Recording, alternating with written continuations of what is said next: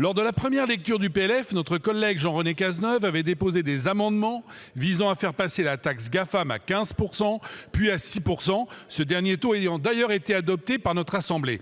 Les menaces américaines de sanctionner la France n'ont alors pas tardé. Il a notamment été question de leur côté d'activer la célèbre section 301 et de prendre des sanctions commerciales particulièrement agressives sur les produits français.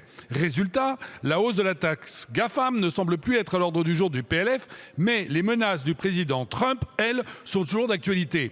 Les pays européens souhaitent protéger le Groenland, menace d'augmentation des taxes douanières. Le président Macron ne veut pas rejoindre son Conseil de la paix, menace de taxation de 200% sur les vins et les champagnes français. Les réponses commerciales agressives aux choix souverains diplomatiques ne sont plus acceptables.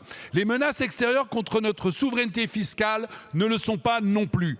Dans ce contexte, et alors qu'il faudra bientôt simplement un clignement d'œil mal interprété par le président Trump pour menacer nos exportations, quelles mesures le gouvernement compte-t-il prendre pour lutter contre les agressions commerciales américaines insoutenables, j'insiste, à l'échelle nationale, pour appliquer ainsi des contre-mesures efficaces? Je vous remercie.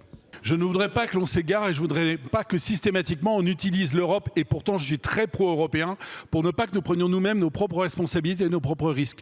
Nous avons des moyens nationaux, nous pouvons aussi aujourd'hui les activer. Il en est d'ailleurs de même dans un autre sujet, c'est le même sujet qu'en ce qui concerne les avoirs russes gelés ici en France. On n'est pas toujours obligé de se référer à la problématique européenne. L'Europe est une solution, ce n'est pas un problème, mais nous avons ici en France des moyens juridiques et légaux pour pouvoir mettre sur la table des cartes pour pouvoir jouer au jeu que le président Trump essaie de nous faire jouer. Il ne respecte qu'une chose, il ne respecte que la force, et nous sommes capables localement et nationalement de la montrer. Je vous remercie.